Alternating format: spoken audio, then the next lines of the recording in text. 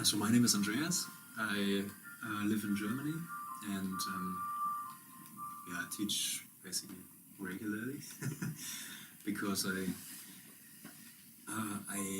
see the necessity that I learn, because it is really something that is active in the giving away. It doesn't necessarily need the formal teaching to do that, but it is helpful to remember. Because what is the first thing that you forget when you've been told that you're entitled to miracles?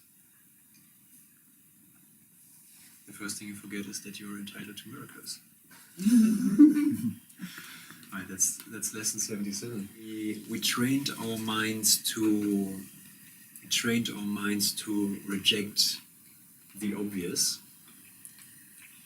We trained our minds to forget who we are, to an extent that we accepted fully what can never be as a reality.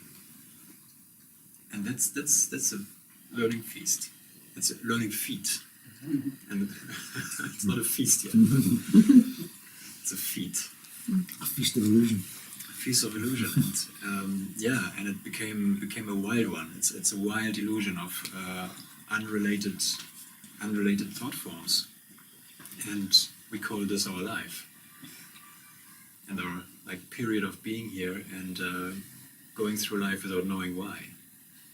Wondering how to manage all these events and things and situations and relationships and issues that arise, and wonder when this will ever stop. And the answer is, of course, there when you die. That's when this stops. That's the solution that's been offered within the dream. Like, you do your thing and hope for release, and you hope for solving the problem around the next corner. And then the next corner comes, and the next problem, and so on and so on and so on. And really, it's not, that's the story of all of us here. And so there is not really a question whether we are capable of learning. When we can learn this, when we can learn something that is not real, and be convinced that it is, then we must be able to learn. There's no doubt about that. When we talk about necessity, and necessity isn't something that someone convinces you of. There isn't someone who comes and says, look, it's good to have a necessity for an alternative. It's good to have a necessity for miracles. I've got a necessity for a new house. I don't need miracles. I need a new house. Or a home, or a car. I need more money in the bank, or a relationship, or whatever. So initially it looks like the necessity is for something else. I want my problem solved, but a particular problem, not all problems at once. I don't want all problems solved at once. I want specifics. And I assume that the person who has a need for specific solutions is me. I am a person who has specific problems, and these problems need to be solved in the order that I see them. And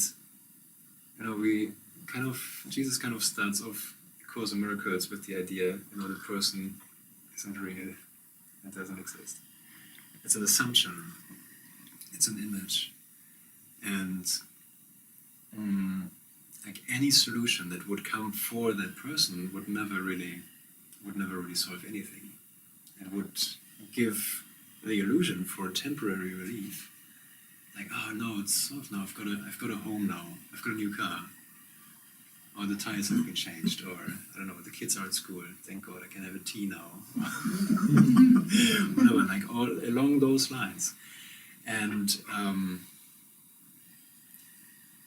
for example, with the film that you and Sue have shown, the Course in Miracles film, I created a crowdfunding campaign to get the initial travels covered financially, and it was a work of 4 weeks, 5 weeks or so to get the amount accumulated. To me, it was a surprise. I didn't really expect it. And there was a gap on the very last day. There was a gap of like 3,000 euros to get them together in one day. And then a friend of mine, she donated the whole thing, and all of a sudden the campaign was successful. It was done, and literally I was happy for a second, and then I was devastated. Really, it's true. Like, and I couldn't get back up there. I dropped into a hole for 24 hours. And I thought, what's going on? All right, what's going on? What is this? And of course, look, I've been looking outside of myself for something to make me happy. Basically, I've been looking for a successful crowdfunding campaign, and now it arrives. It's there. It's done. And it's like, wow! Free falling into a black hole, and of course, I had to take responsibility for it and see, okay, this is the result of my own thinking, because nothing else influences me. So I gotta, like, how do you call it in English? To do this? Roll your sleeves up. Roll my sleeves up and start tidying up my mind and invite Jesus to look at me honestly at what I've been thinking. And we don't really get around to do that. And as long as I perceive myself, or as long as I assume that I am a particular person with particular characteristics, and I am this body that is doing stuff and has a history, the real solution is not available to me. Because the solution is not for bodies. Bodies die. That's not a secret. The bodies are separate. That's also not a secret. So there's no real solution for bodies. But there is a real solution, and thank the Lord. There is a real solution, and not the Lord outside of myself, the Lord within me. So there is something, and this is what A Course in Miracles empathically emphasizes. There is a real solution, but the solution is total. It's a complete replacement of what I thought I am, of what I thought the world is, of what I thought the other guy is, the brother. All that I'm asked to do is to join into a mind training and to use the tools that are taught within the mind training. I am entitled to miracles. Now it seems absolutely irrelevant to me that I need miracles. When I started off reading this, like, you come across the miracle principles at the beginning of the book, 50 miracle principles. I'm like, okay, this is the wrong book for me. I don't know what I need miracles for. I want manifestation of stuff, and I want superpowers, but I don't want miracles. When I first read those 50, I went, I put the book away for Right, that's 3 years. I went, oh, that is just too much. It's too much. So, okay, well, the first one is already, it doesn't really hook into anything that we've been taught as humans. Mm. There is no order of difficulty in miracles. One is not harder or bigger than another. They are all the same. All expressions of love are maximal. All right. So where's the practical application to this? Is that personally relevant to me? And then the second one, miracles as such do not matter. Okay, so it's A Course in Miracles. Second principle of miracles: miracles as such do not matter. The only thing that matters is their source, which is far beyond evaluation. All right. Miracles occur naturally as expressions of love. The real miracle is the love that inspires them. In this sense, everything that comes from love is a miracle. All right, so there's not really anything in there that I'm asked to do. Like, it's just okay. They happen naturally anyway. All miracles mean life, and God is the giver of life. His voice will direct you very specifically. You will be told all you need to know. Okay, still, there's nothing to do. Where is the instruction Yeah, here? it's like when do you get to turn the water into wine? Yeah, right. Where's that? Like, Okay, where's the practical? Like, where's the practical at all? Right? Yeah. Like, why is it even book's written? all like that. I mean, there's not one bit it says, and here's an illustration to show how this could work in real life. It just doesn't give any rise. So it's so Right. So at least, theoretical. like, the thing is, like, Jesus, because he has a sense of humor, and it's divine humor actually. If this has no use, it wouldn't be printed. It wouldn't be given through. So there must, like, it's a big book, right? So why has this been given? So there must be a necessity for this. There must, and even something that's not only worthwhile reading, but it says it's a required course. So it must have a total relevance for me, as I see myself, as I experience myself, as I think, and as I awaken to who I really am. So miracles are habits and should be involuntary. They should not be under conscious control. Consciously selected miracles can be misguided. All right? Okay, so it must be, maybe there's something that I can do with it. Miracles are natural. When they do not occur, something has gone wrong. Miracles are everyone's right, but purification is necessary first, and this is very close to the book. Like, okay, I can have all the goods, I can have this, that I don't know yet how to apply it, but I need to go through a period of purification, whatever that might be.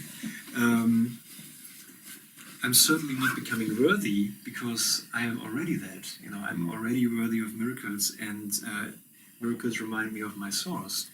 But obviously there's something in the way that prevents miracles from happening. And it might be possible that it's actually my own mind, my own thinking, my own way of thinking, and my assumption of them being real and having any meaning at all. So this is a little, and I can understand that people put that book on the shelf for years without touching it, because they know exactly what's... almost everybody, isn't it? Almost everybody. I had it on a shelf for a year, and then I realized this is actually, I want to know what this is. And why this is so scary in our established sense of being in the world and of kind of life as we see it is because it comes so close, it's so intimate. It comes so close to our natural assumption of experiencing ourselves and questions that we're like, okay, Jesus, you're out of here. I don't want you in here. I don't want you in my mind. This is too threatening to my established perception. Because when you inform me that there is a purification that's necessary, it means that the way of my thinking is meaningless. And I can say, okay, it's meaningless, I'm thinking meaningless thoughts. And then he says, yeah, okay, they are meaningless, but they are not neutral. So whatever you think makes a form on some level, and you experience that. You experience that. So whatever I think, I experience what I think. It's not a neutral thought. So my judgments are not neutral. Like the regular way of blah blah blah thinking is not neutral. It makes an entire world. It can hardly be considered as neutral. And on top of that, it's not even just a world, it's a world in which I die. I'm lonely, I have problems, I have lack, I have uncertainty about events, I can't control the events, and there's no way out of it. The only way out is to die. So that's what my way of thinking produces. And I say, Jesus, thank you for this information, but I like dying. It's all I know is to die. That's the only solution I have. I don't know how the other solution would work. And I'm not sure whether I'm completely willing to hand over my old ways. I'm not completely trusting that I have the strength or that the means and the tools are given me to actually follow this. So somewhere in me, however, I have to admit that there is a necessity. Like, do I really want to die? Do I really have to go with the flow of things, so to say, as we see it in the world? Because the flow of things always brings us to death. You know, that's where it leads us. And we were okay with the idea for literally thousands of years. It was okay for us, and it was even accepted, and it was even celebrated as spiritual. We did that too. It's a spiritual thing that happens. You know, there's a transition taking place, and so on. I just wonder if there's also an denial of it. When you're young, you think you're going to live forever. Yeah, sure. Yeah, of course. And then you start to realise that you see your parents aging, and then you're showing similar signs that. Right. You know? And then you think, I look like my parents, and they do the same things, and I'm just repeating what they did. So it's just like a repetition of the cycle. And I thought I'm out of that. I'm sort of above that procedure, and I'm like, no, the procedure is that I'm right in the middle of what has been done for millennia. And then you're caught, and you realise. Right. It's like, okay, then I go with what has been taught or what I have been seeing, and I just sort of surrender to the natural flow of things, which is to get old and die. So,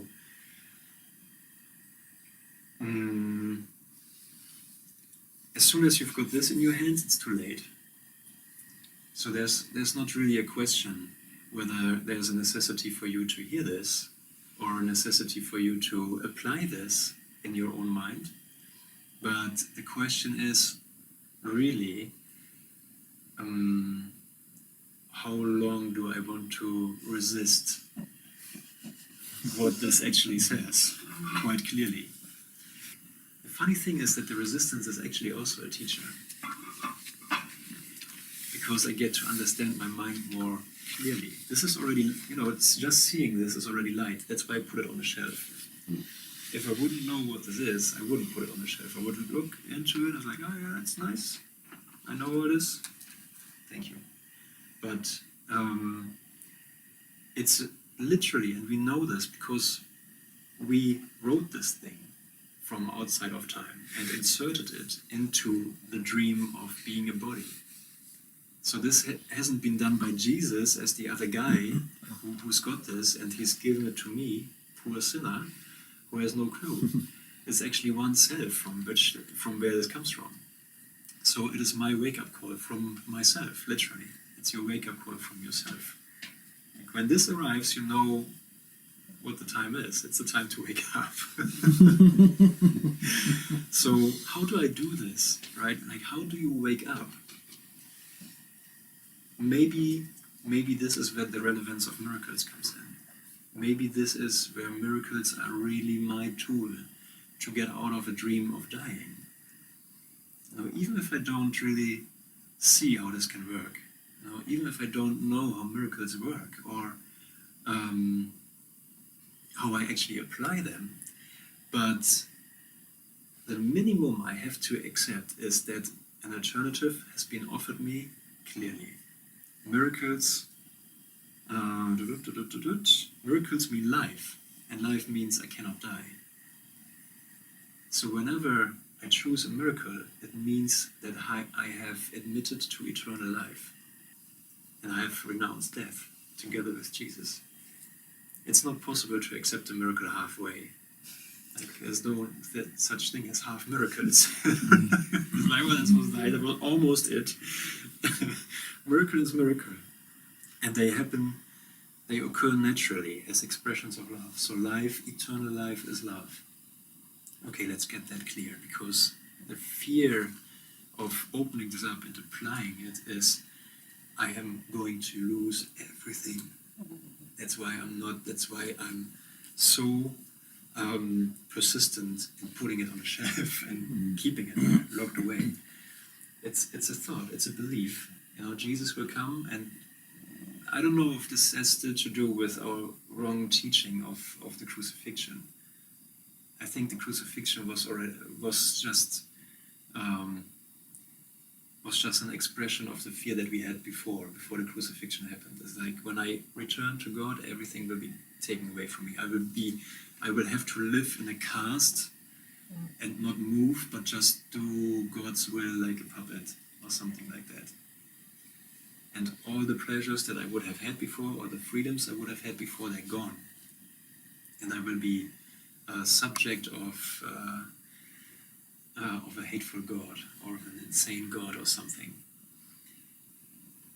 So the ego is, of course, happy when I believe stuff like that, because then, I can stay under the protection of the ego and just have my freedoms as a body. I can stay at home, I can have tea or coffee, I can have relationships or not, and, travel or whatever, earn money, or, I can live the good life as good as I can.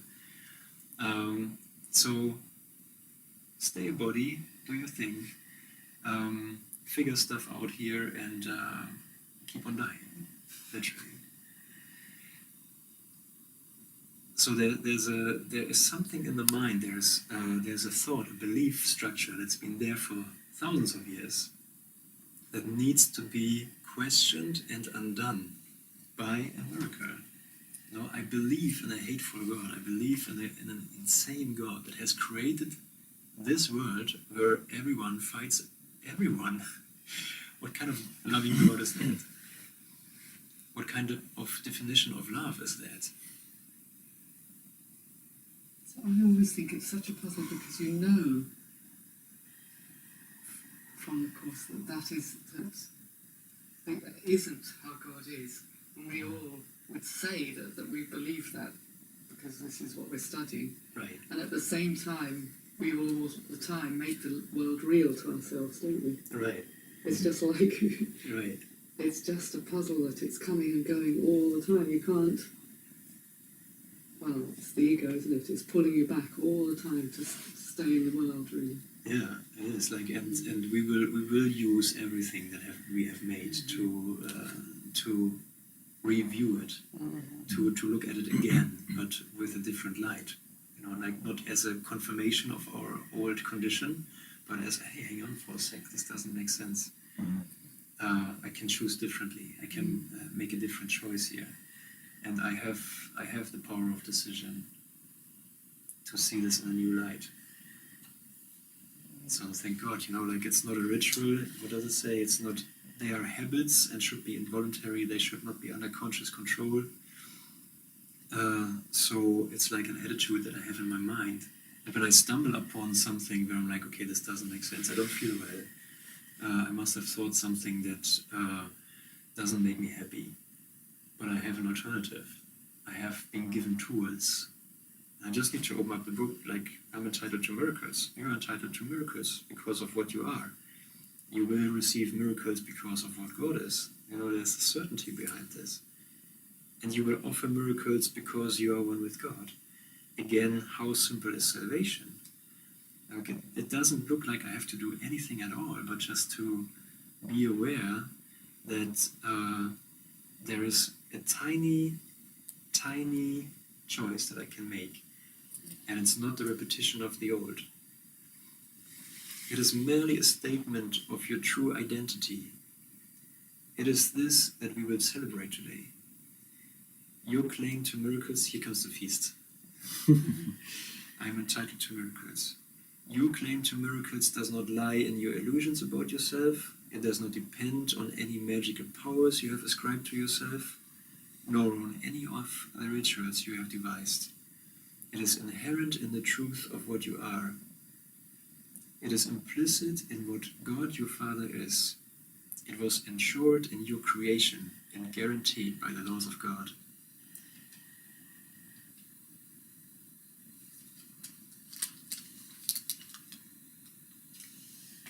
So we're taking on a different foundation for our present experience of ourselves.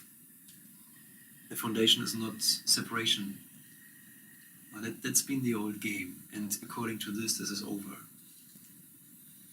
and I tend to believe this because it feels better. So, if anything, if that's bottom line, it's because it feels better.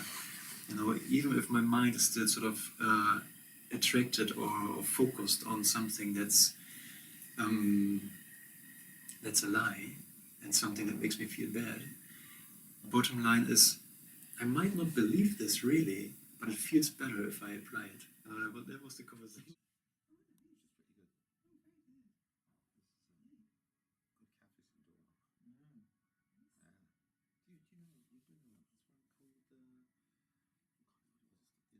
Not the old jail, but there's another one. It's up on the first floor.